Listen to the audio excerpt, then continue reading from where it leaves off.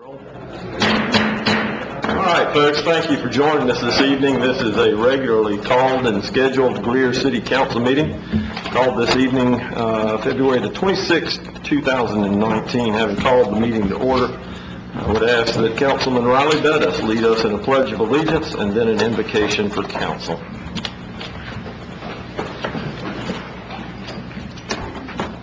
I pledge allegiance to the flag of the United States of America and to the republic for which it stands, one nation, under God, indivisible, with liberty and justice for all.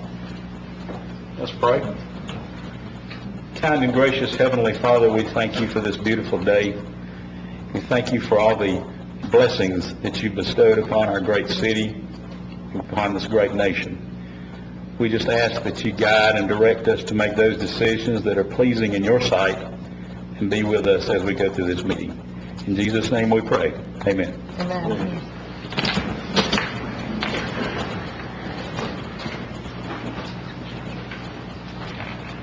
We thank you for joining us this evening. We set aside a time at the first of each meeting for public forum. This is an opportunity for those of you that would like to address council regarding an item on the agenda to address council. Ms. Duncan, do we have anybody to appear in public forum this evening? No, sir. With that then, council, we'll move to the minutes of the council meeting. In your packet are the minutes for February 12th. I'll entertain a motion that they be received. So moved. Second.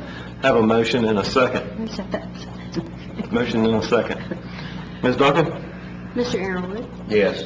Ms. Booker? Yes. Mr. Dumas? Yes. Mr. Bettis? Yes. Ms. Albert? Yes. Mayor Dana? Yes. Council departmental reports are contained in your packet. That information can be explained in more detail by department head or Mr. Griggers. And Mrs. Howell will join us this evening to give us an update on our financial report. Thank you, Mayor and Council. I'm going to give you an update of our financials as of January 31st, 2019. We'll start out with our general fund revenue. Our year-to-date number is $12,199,530. Our year-to-date expenditures are $12,711,744, which is 10% under budget. If you look at the dashboard, you'll see that there's a combined positive variance of $816,276.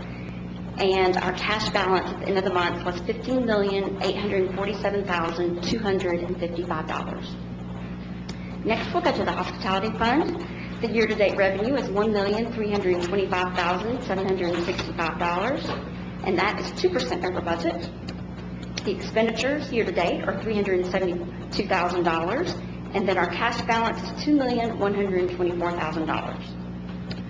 Moving on to the stormwater fund, the year-to-date revenue is $648,000. The expenses are $181,000, and our cash balance now is $1,595,790. So that's the summary for January. If there's anything, questions, I've got it. Council, questions, comments? Thank you, ma'am. We appreciate the update. Council, we've got a little change in our agenda this evening. We are going to invite Matt Hamby, the police chief, if he would, to bring us his annual report. The floor is yours, sir. Thank you, Mayor and Council. I appreciate the opportunity to present our annual review of our activity for 2018. I'm honored to have some of our staff members here present tonight, and a couple of friends as well, so that we are prepared to answer any questions you may have either during the presentation or after. Tonight I'll be reviewing the summary of our activity. The full written report will be emailed to you tomorrow in a PDF format to your email. I'll break it up into divisions of our police department. We have 4 divisions, and I'll begin with the Uniform Patrol Division. So in 2018, we responded to 30,912 calls for service. 5.3% of those resulted in an arrest, 12% were an incident report, 7% collision investigation, 7%, uniform summons, 11%, a public contact or warning, 39% were handled without any kind of report written, and 19% fell into some other miscellaneous category. Our priority way of policing in Greer is we like to police at the neighborhood level. We meet as a group of supervisors and investigators every few weeks, and we will review the data as it is analyzed by our analysts. We will identify as a group projects that we need to work on to solve community crimes, either it could be commercial property or in a residential area, and we will develop strategies to address the problems individually unique to the problem. So in 2018, we formulated 30 separate problems, and we as an organization went after all of those issues and addressed each one individually.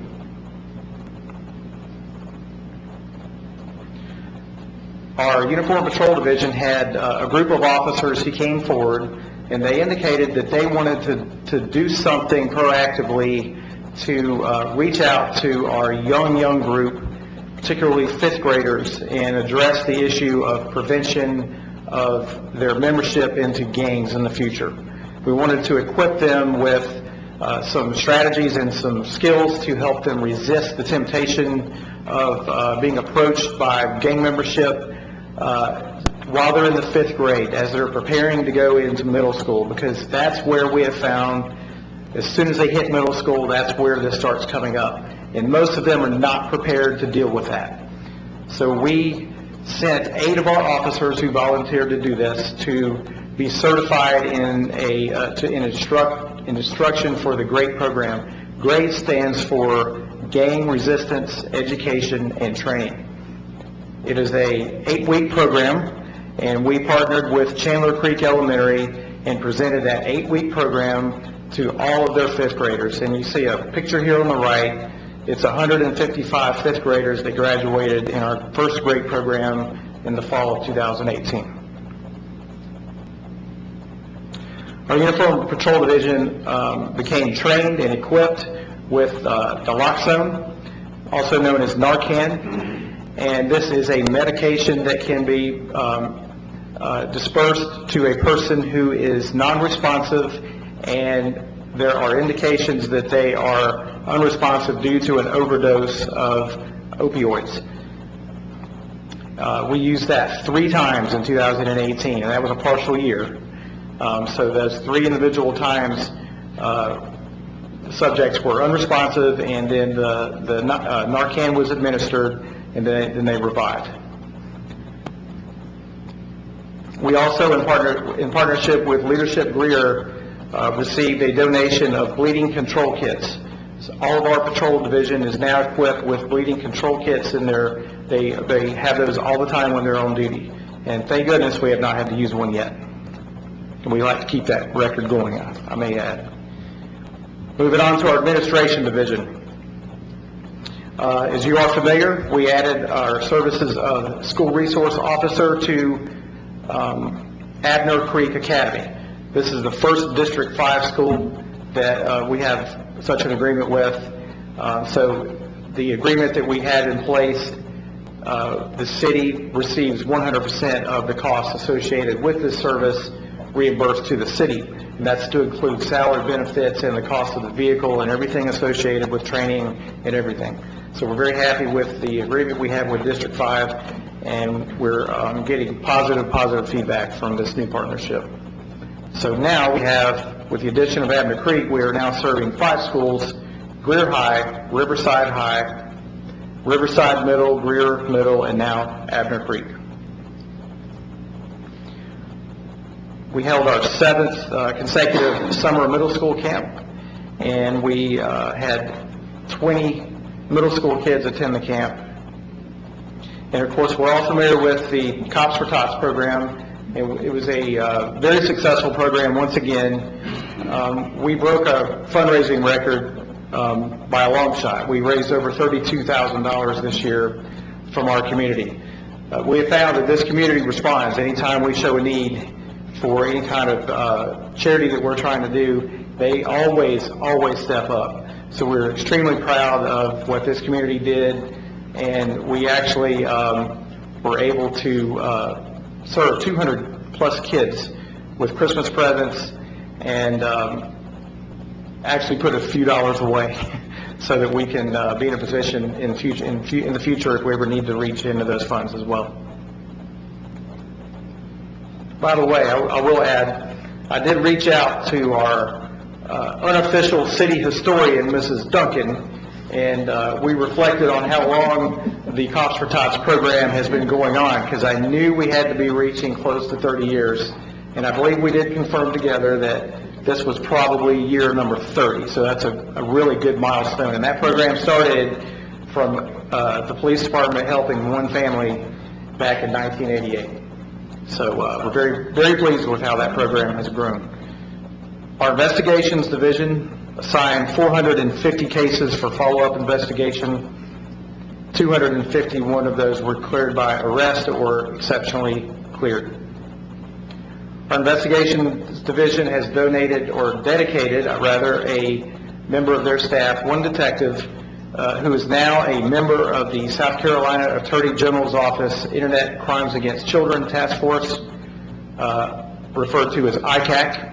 And that the mission of that task force is to investigate and apprehend those perpetrators who seek to sexually assault children and use children for other victimization. So we are now fully trained and equipped with a computer terminal that's dedicated to this mission. So we are fully a member of that task force. We participated in a large-scale investigation with Greenville County Sheriff's Office and the United States Department of Homeland Security in February and March of 2018. Very successful operation. We arrested, combined with all the agencies involved, 34 people during the operation, and there was some residual arrests that occurred weeks later, so up to 45 people were arrested in this operation. The operation was targeting not just perpetrators of children, but also any kind of human trafficking and prostitution as well. Greer Police Department physically hosted this operation from our police department. So we had all the investigators from the various agencies operating out of our facility for a period of 3 days. We did that on 2 different occasions, so a total of about 6 days. And we also had a operation house, a bait house that we were using, and it was also located in Greer. 2 of our detectives were the charging agents for these 2 folks here, Leon Anderson and Samantha Flahard, and they were charged with human trafficking. It's a crime that is really hard to make a case against because a lot of pieces have to fall into place, including the cooperation of the victims, and so it's pretty rare that you can make a really good case, and we did in this instance here. Our Vice Unit conducted 44 undercover or covert operations during 2018, leading to 80 arrests, 47 of those being drug arrests, 16 prostitution, and 13 gambling arrests. Additionally, they conducted 185 alcohol sale compliance checks, and we only found 5 violations, which is remarkable. Years ago, when we began this program, we would see about a 20 to 25% violation rate, and so we're down to just nuggets now. So we're very happy with that. Moving on to our operational support division. We began dispatch services for Taylor's Fire Department and Bowling Springs Fire Department.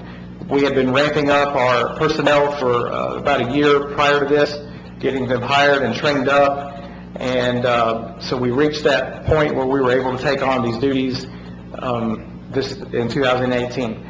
And we have been meeting with the various fire departments on a regular basis, with our fire department here in Greer sort of being the spearhead of this project. And so we've been getting a lot of feedback from them, and they're giving us very positive feedback on the cooperation level that we're seeing, and we believe that we hope that it's resulting in a much better response for our fire service and medical as well, for the whole community. Also, we completed our migration to the new computer automated dispatch system. This was a project headed by Greenville County. However, it required the cooperation and input of the development of the setup of the CAD by a lot of people from a lot of jurisdictions, including our police department and our fire department as well. So that new CAD system is fully operational as of October in Greer, and the old CAD is completely offline now. Additionally, we moved our radio communications to a new system, new for us at least, so we are no longer operating from our personally owned repeater system. The limits of our jurisdictions kind of went farther than our radio signal could go. So we no longer have those large pockets of the city where we're not seeing or experiencing good police radio communication. So we believe we fixed most of those problems with this new system. So we're now on a state network called the Palmetto 800 system. Our emergency response team was deployed about 10 times, and those are for high-risk incidences where either some special equipment or specially trained officers can operate in a team environment. And so we had 100% success rate at each one of our locations we responded to this year. And the same story goes for our crisis negotiations team. We have 6 members of that team, and they are highly trained and highly experienced, and every single one of the 12 incidences that they responded to in 2018 was a success. Overall crime in 2018 in Greer, crimes against persons, we had a slight increase. It was 4.5% increase. Property crime increased about 5.9%. Our crimes against society, there was a small decrease, very small.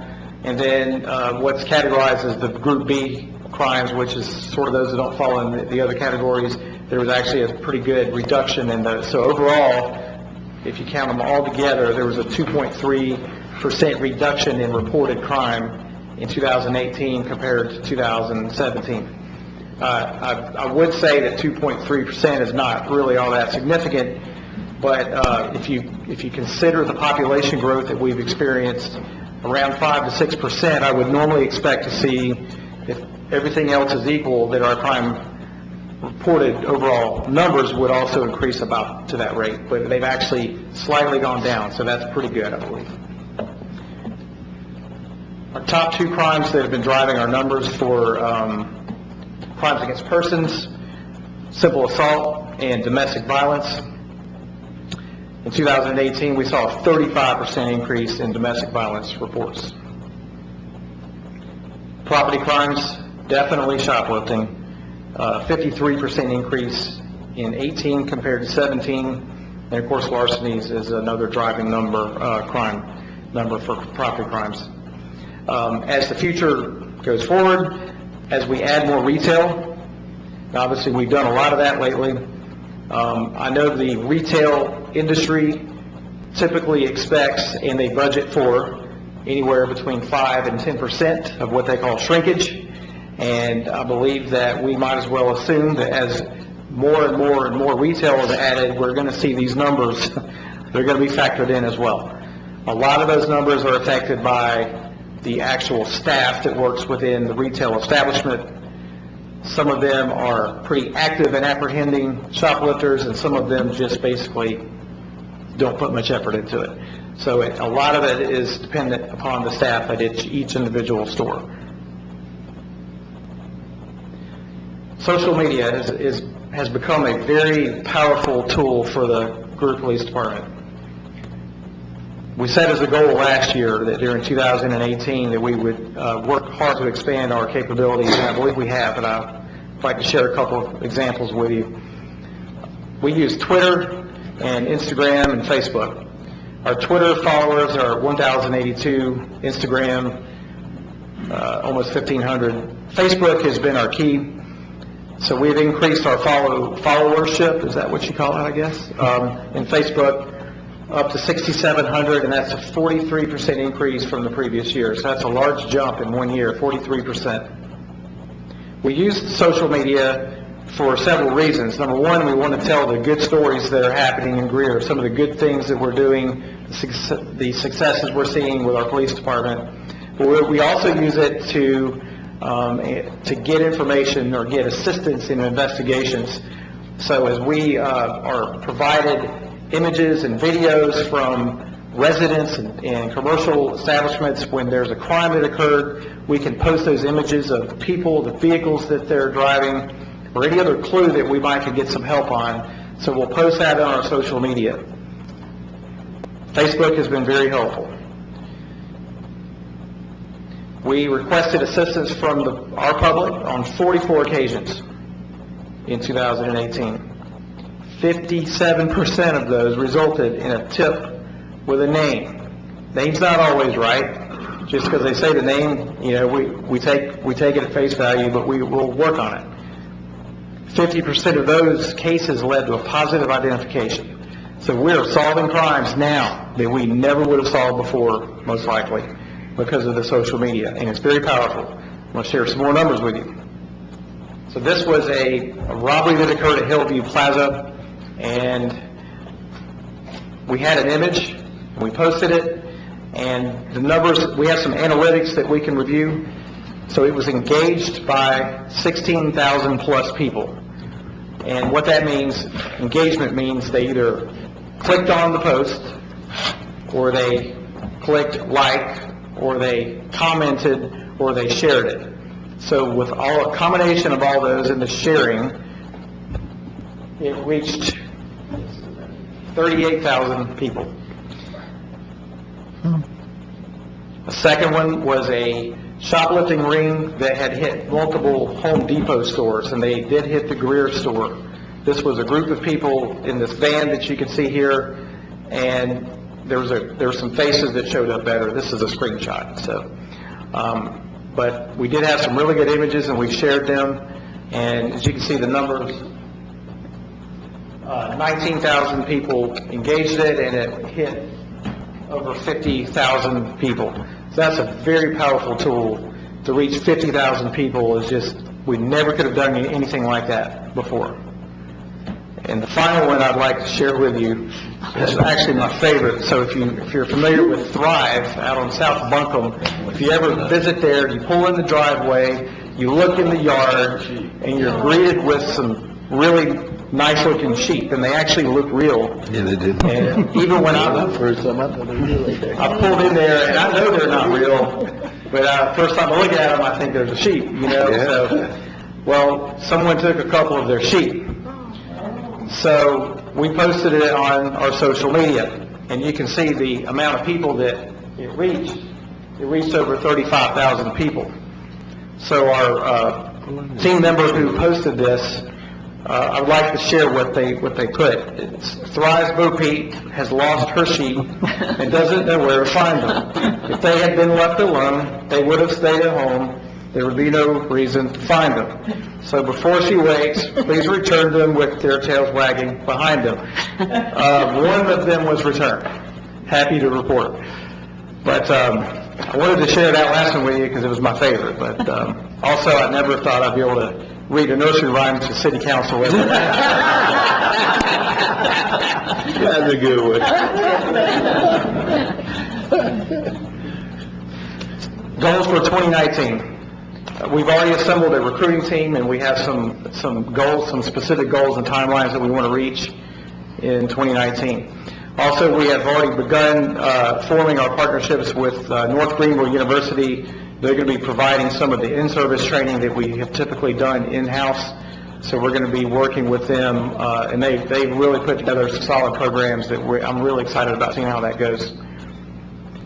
We're going to remodel our telecommunications center, and we've already got many steps forward, but our drone program will be fully functional in 2019.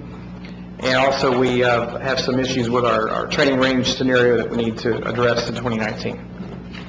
So those are our goals for this year, and I'm prepared to answer any questions you have or bring any of the appropriate staff members up as well. This sounds like an outstanding job that you guys do, and we really appreciate all of you and the work you do. 30,000 calls, that would be like every citizen in Greer, plus a few more call the police department, right? Almost, Yeah. yes. Yes, ma'am. Yes. Appreciate the comment. Questions, comments? Yes, sir. As time has gone on, population has increased. You start to notice a lot of folks, a lot of faces that you haven't seen before that are, walking point A to point B. I guess some of them may be homeless, that kind of thing. Are there any encampments that you know of, or any places that they tend to congregate? Yes, and that changes over time. So there have been a few places. There have been some off of South Buncombe that we've noticed. There have been some not too far from downtown in the back behind the Jason Street area, but that's no longer an issue. But I might could have some of my staff members help with a few of those other locations. Anything recent? Last year, we also had one over, Strober, Car Wash, Four Seasons. That's right. Area back there. Back behind the Town Center Drive back there, there have been a few lately we've noticed. Yeah. Appreciate it. Chief, how do you plan to leverage the drones? We have a very good policy we're putting together. We've done a lot of research on, we've used some model policies through the IACP, the Chiefs Association, and so we're going to use those for finding lost children, lost adults. We actually had a lost adult last year from one of our care homes, and so we're going to use that for crime scene documentation, part of the pre-planning for our emergency response team, and accident scene documentation. We're hoping to eventually be able to use it with crime scene mapping as well. There are some digitization items that we can put on the drone. There is a FLIR device that you typically would see on a helicopter, so that you can help find wanted and missing people at night in wooded areas and that type of thing. We've been testing a few. Sergeant Bowder's been crucial on working that program forward. So the capabilities are endless with the drone program, but we will we're going to put a lot of restrictions and a lot of procedures that we have to follow every time we deploy the team, and so we're putting a lot of effort into the training. We're getting our certifications through the FAA, so we'll be commercially authorized pilots, and also we'll have a certificate of authorization from the FAA for all the reasons that we want to use them. They have to approve that. So we're going both routes, commercial and government. Anything else? Well, great job on social media too. I think I've seen so many of your posts, and it's amazing that, like you said, the engagement, the amount of tips that are coming in, that they're actually leading to arrests, and that's great. And it's a tool, and it sounds like y'all are doing a real good job using it. Thanks. And I was glad to see the sheep come back, because I always liked to ride by there. They would position them in different places, but now they keep them more up towards the home there, the business, rather than out towards the road. So I knew one came home. But then they said that a residence, their family or something, bought a couple of more of them because the residents enjoyed them so much, to replace the ones that got stolen. They've become pretty famous. Yeah. Chief, if I may ask, you have your command staff with you this evening. There's been some changes and some reassignment. If you would introduce that team and their current roles, I think that'd be helpful. All right. So Captain Presley, he's second in command, and he's over our professional standards. Lieutenant Fortenberry, he's over administration. So he was over in patrol, and he's now in administration. Lieutenant Redgerson, they basically switch. So he's now over uniform patrol. Lieutenant Barner is over investigations, and Lieutenant Blackwell As we all know, Lieutenant Kelly retired in December, so she was promoted to his position over operational support. We got an outstanding staff, very proud of them. Chief, we thank you for all that you and your staff have done for the city. Appreciate all your hard work and the transition that you've made in the last year or so, and thank you for all the efforts of the department. Y'all do an outstanding job. Thank you. Thank you.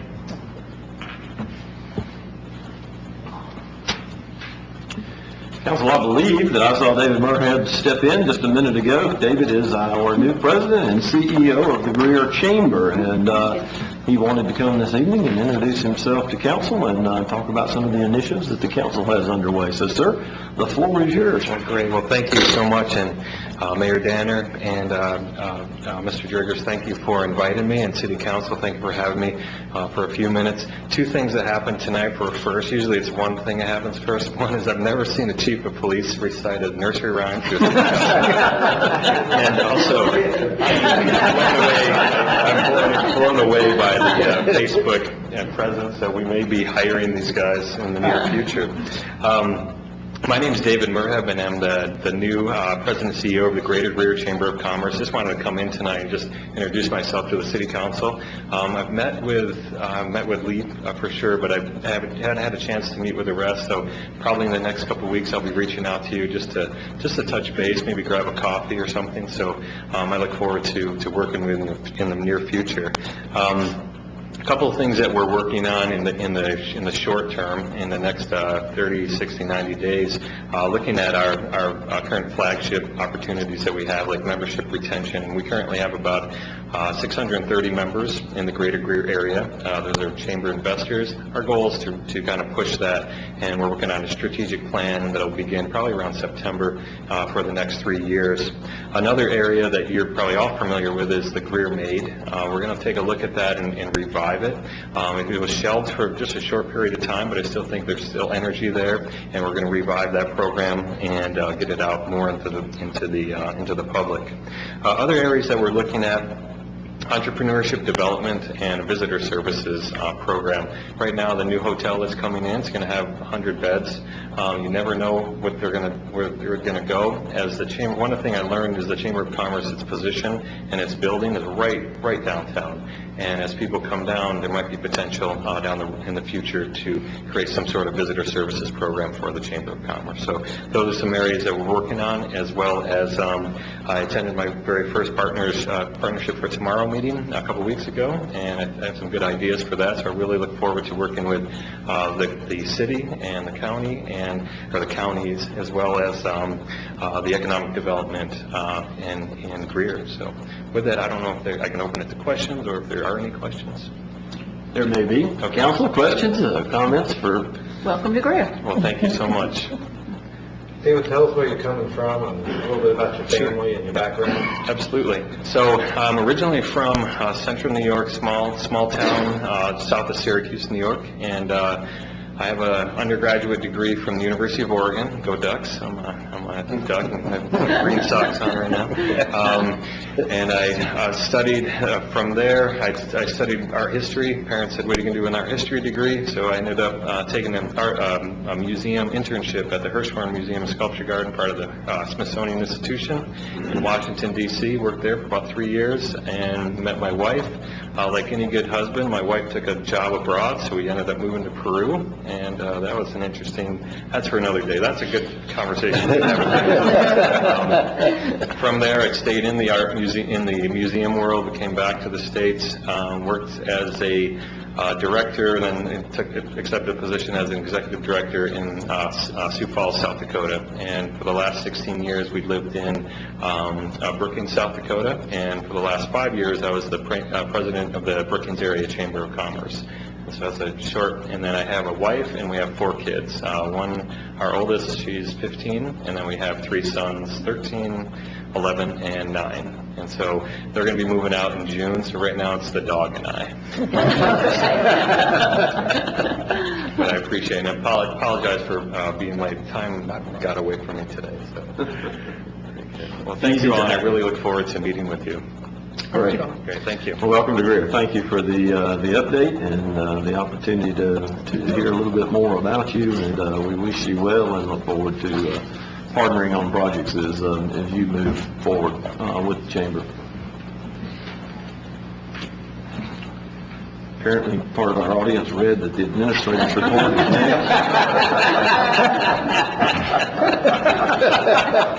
I'm going to tell you, timing's everything.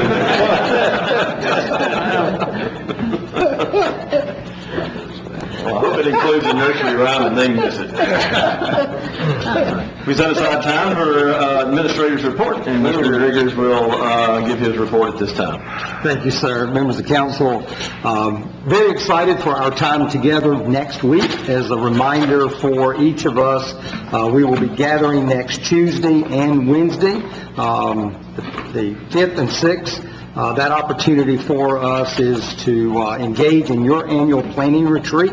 Our leadership team will be joining you during that time. We will start both mornings at 8:30 a.m. We will gather here at City Hall in one of our conference rooms. I think we're over in Hall C for the duration of our meetings.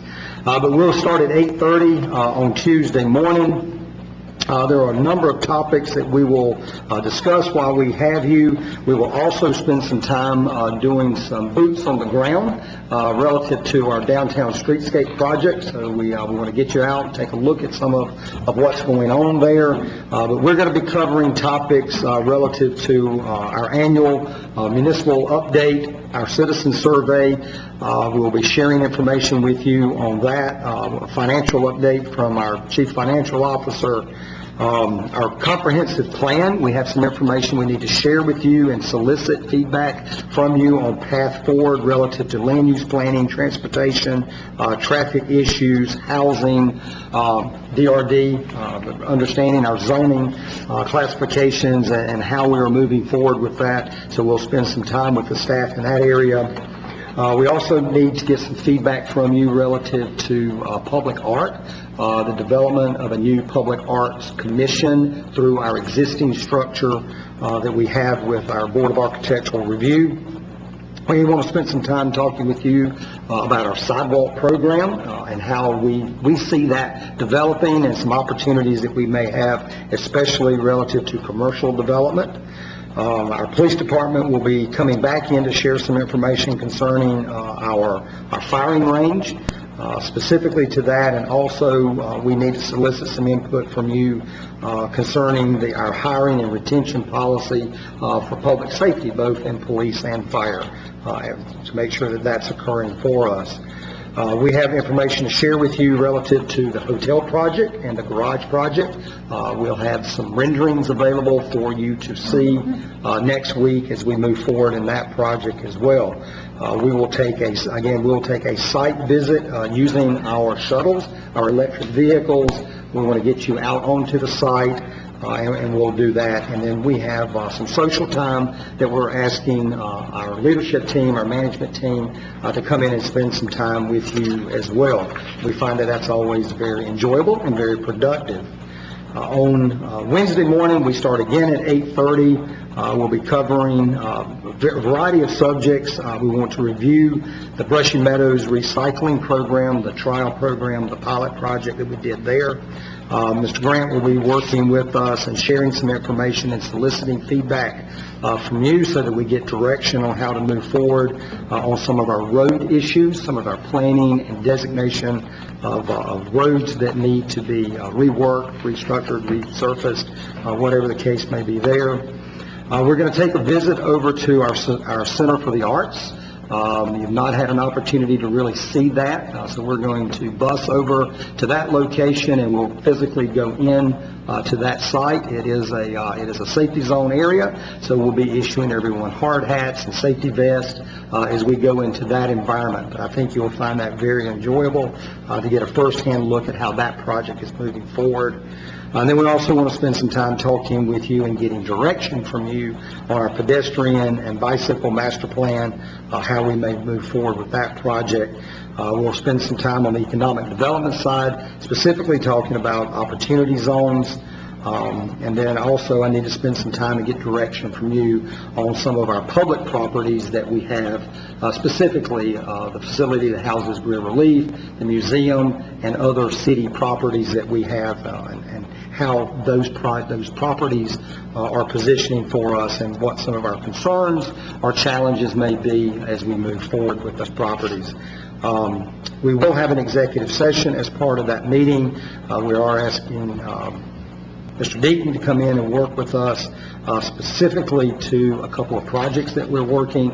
We need some information from you on how you would like for us to proceed. It is our hope that we'll conclude by 4 o'clock on Wednesday. It is a very full agenda. If we can stay on task and move through that, then we'll certainly finish up Wednesday a little early. Our intent and our desire is that we not go over, because that's 2 very full days, and we'll be asking a lot of you in that process. But what this planning retreat does for us as staff is it helps us develop our work plans as we approach the next year, 2019, 2020, moving forward. And you will see the feedback that you give us will then be passed through and implemented into our budget process, so that we can understand what your priorities are, and it really helps us understand and be able to make those work plans, those budgets going forward.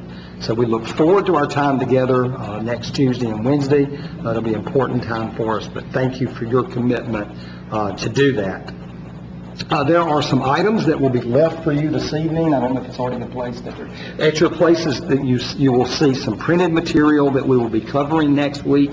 We wanted to give that to you well in advance so that you can review that. Much of that is our municipal comparison data that we do each year, and we're also sharing with you results for our National Citizen Survey so that you can see the data as it's presented. We will really dive into that a little deeper next week, so that we're interpreting what some of that data is telling us, and maybe either areas that we certainly want to celebrate, and other areas that we may want to dig a little deeper into to understand why the needle may have moved on some of those areas as well. So we just need to spend some time with that. But that information is provided to you for review prior to next week.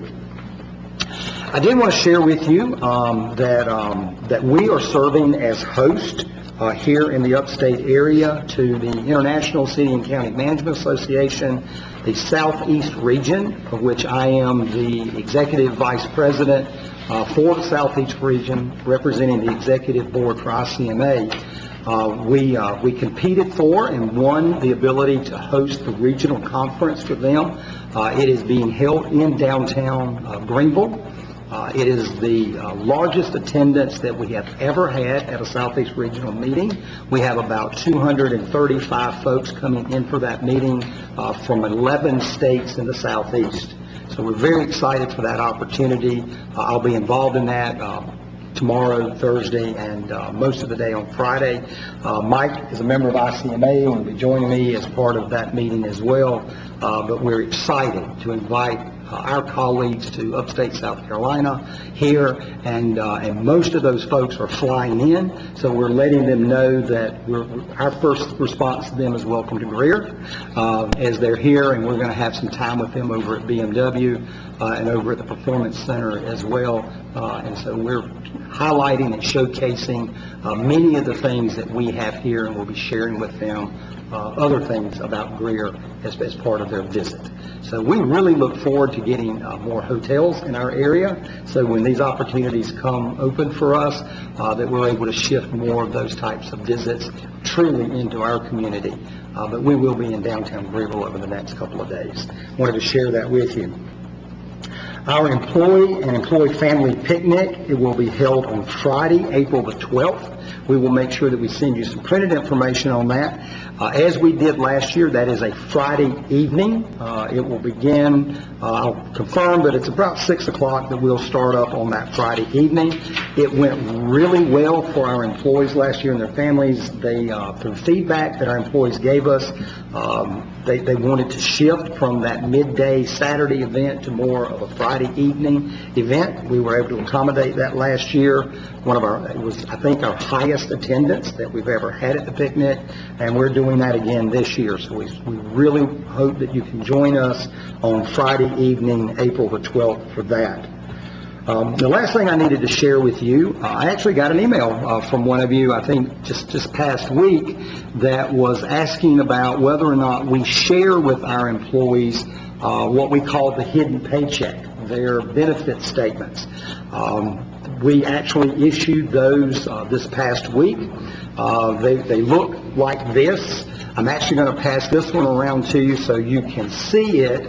We've given you a couple of examples of what the comparison does, reflecting an employee's salary and then the benefits associated with that salary, so that we're recognizing what those costs are to the employer for things like medical, dental, and vision. There's a cost share in that, but obviously we carry a large portion of that. Things that we provide to our employees, such as basic life insurance, accidental death and dismemberment, dependent life, long-term disability, and also contributions to the South Carolina retirement system or to the police officers' retirement system. We also look at the benefit of leave and what the value is for vacation leave, sick leave, personal leave, and holiday leave. And we place a value on those things. And then we certainly recognize things like payments into FICA, workers' compensation, and then, of course, recognizing what the employee's contribution is, their liability for federal taxes and state income taxes as well. So the report is very easy to read. It shows what those responsibilities are, those liabilities for the employee, and it shows those liabilities that we as an employer provide. The two examples that I'm sharing with you reflect that 38% of the total compensation for an employee that makes right at $64,000 a year, about 38% additional cost in benefits. An employee that is at a $33,485 salary, that their benefit level is at 42% of their total benefit packages. So it fluctuates a bit because we have some fixed cost. Insurance, for example, is the same per employee regardless of their salary levels. But that's a fixed cost for us in that area. So I'm going to pass that around just at least so that you can see those. And so that we don't leave you folks out, I'll share with you a little bit later this evening. We actually have one of these benefit statements for each of you as well, because you are employees of the city as well. So we wanted to make sure that we were sharing that with you personally. But here's a couple of examples of how it impacts us from our employee perspective. Those are the items that I needed to share with council this evening. Certainly available to answer any questions you may have concerning any of the departmental reports that were presented earlier, or anything that I may have covered in my administrative report. Thank you, sir. Thank you.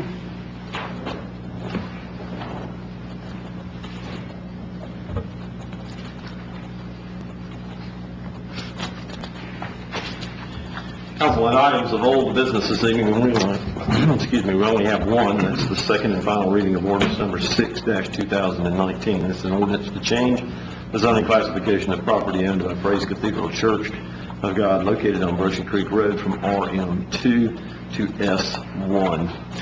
Mr. McMahon joins us this evening to help advise us as we move through this portion of the agenda. Any new or additional information in regards to the second and final reading of ordinance number 6-2019, sir? No, sir. No new additional information. I'll entertain a motion to receive. So moved. Second. Have a motion and a second. Floor is open for discussion. Questions? Comments? Hearing none. Ms. Duncan? Mr. Airwood? Yes. Mr. Griffin? Yes. Ms. Booker? Yes. Mr. Dumas? Yes. Mr. Pettis? Yes. Ms. Allen? Yes. Mayor Danner? Yes. Council will move to items of new business, the first of which is the first reading of ordinance number 8-2019. This is an ordinance to change the zoning classification of property owned by T&H Development LLC located at 103 Lakeview Drive from R12, which is our residential single-family district, to C2 commercial district. Mr. McMahon, information in that regard, please, sir? Yes, sir. Rezoning 8-2019, as you said, is a rezoning request for 103 Lakeview Drive to rezone from R12 to C2 commercial. This location had operated as an HVA distribution warehouse for a number of years. The tenant recently vacated. When a new occupant applied to occupy the space, we realized that the property was zoned residential. We informed the owner to let them know that if they wanted to continue to use this as commercial, they would need to rezone to C2. Planning Commission held a public hearing on February 18th and recommended approval of the C2 rezoning. This is the street view of the property. It is really, it's been, I think it was C.C. Dixon's at the time. It's been that way for a number of years. This was annexed and zoned back in 1993 along with 21 other properties. 15 of those at that time were zoned C3 and 7 were zoned to R12. By show of hand, is the owner of the property or representative of the owner of the property with us this evening? Record will indicate no one said so. Thank you, sir. For the purpose of discussion, I'll entertain a motion to receive. Second. Motion and a second. Floor is open for discussion or questions. Did we require the owner pay an application fee? There is an application fee, yes, sir. Did we require them to pay that? Yes, sir. Why? Because that was kind of the city screw up, hadn't it? Well, we pulled the ordinance and it listed that tax map number as being zoned as R12, so I cannot speak to why they zoned it as R12 at that time. That doesn't seem right. Others? Comments? Questions? Hearing none, Ms. Duncan. Mr. Arrowood, Yes. Mr. Griffin, Yes. Ms. Booker. Yes. Mr. Dumas. Yes. Mr. Pettis. Yes. Ms. Albert. Yes. Mayor Danner. Yes. Council, the next item before us this evening is an inducement resolution. It will require action, and it involves Project O'Hare. I think we will get additional information from the administrator in that regard. Yes, sir. With council's approval, you will notice that we also have an item in executive session relative to Project O'Hare. We were able to finalize some language today relative to the inducement agreement. I'd like to share that information with council in executive session first, so that you can review that as part of that economic development project. Mr. Deaton may have some additional information to share in that as well. But we do want to make that available to you in that environment. We would ask that you would consider deferring the agenda item until after executive action, and then we would bring that back for action after executive session. Council, since we will be returning to this issue, I think we will simply defer it and hold it over until after executive session, so we'll move on to the next item and come back to item B. Item C this evening is the bid summary, which is part of the facility study from our fire department. Chief Flowers is with us this evening to give us information in that regard. Good evening, Mayor, members of council.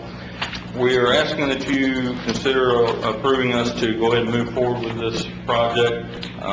We have 3 quotes that are listed there. They range from $46,000 to $85,000 for these services, and we recommend going $46,000, which is ADW Architects. This project is to actually evaluate our current fire station facilities, both stations, and they will do a complete analysis of our facilities, including mechanical, electrical, plumbing, structural, also space needs analysis, and then they will provide some recommendations back to us on what we can do or look forward to in the future as far as whether we need to do some upgrades, some rehab, or what options we do have, and also provide some general cost estimates. And finally, they will also provide a conceptual design of a floor plan that we could use for a fire station facility if we needed to do that. Multiple reasons that we ask them to include that, and one of them is just continuity of services. If we, God forbid, had some kind of natural disaster or something like that that destroyed one of our fire stations, we would need to have something pretty quick that we could get some movement on. And those of you that know where I'm originally from, Wilmington, North Carolina, they had a couple of fire stations that were damaged to the point they were unable to continue using. So that is just part of that process. And then also with the recommendations of the architect, if they come out and say we need to rebuild or relocate a fire station, that would give us something to work with there as well. So that's the purpose of that. The lowest bid and the middle bid are both within the amount of money we have budgeted. It's all within budget. No additional resource or anything needed on that. They project it'll be about 5 to 6 months to complete the project and actually provide deliverables back. Council, as a bid summary, I'll just go ahead and open the floor for questions from the chief or comments. The scope of their work doesn't include study of future needs for a fire station in a different area? No, sir.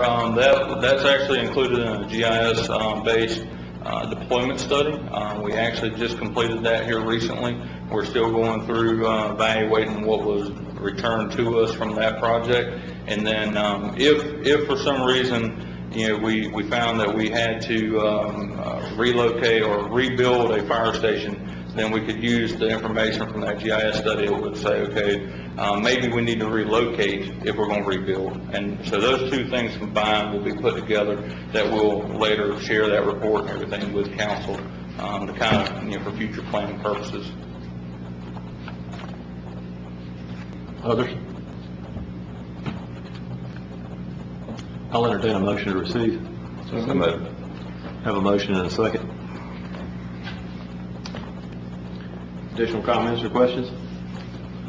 Hearing none. Ms. Duncan? Mr. Arrowood? Yes. Mr. Griffin? Yes. Ms. Booker? Yes. Mr. Dumas? Yes. Mr. Bettis? Yes. Ms. Albert? Yes. Mayor Danner? Yes. Thank you. Thank you, sir. Council, we have one matter for executive session. Mr. Mayor, I'd like to make a motion to enter into executive session to discuss an economic development matter pertaining to Project O'Hara as allowed by state statute 30-4-7085. Comes as a motion. Do I hear a second?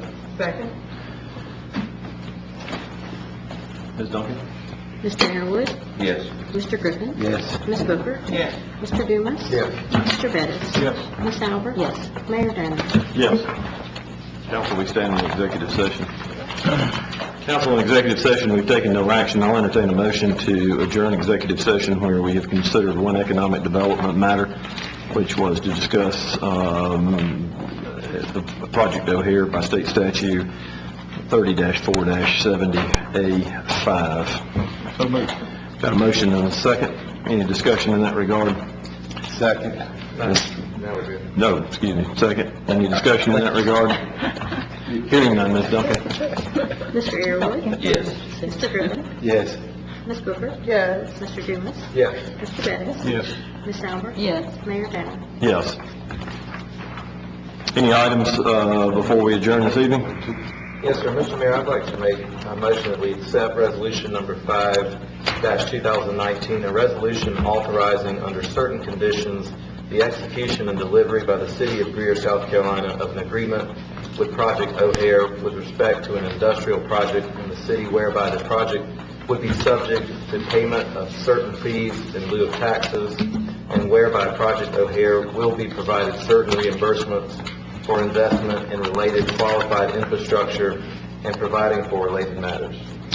Comes as a motion. Do I hear a second? Second. Floor is open for discussion. Questions? Comments? Hearing none, Ms. Duncan? Mr. Arrowood? Yes. Mr. Griffin? Yes. Ms. Booker? Yes. Mr. Dumas? Yes. Mr. Bettis? Yes. Ms. Albert? Yes. Mayor Danner? Yes. Council having no further stated business, stand adjourned.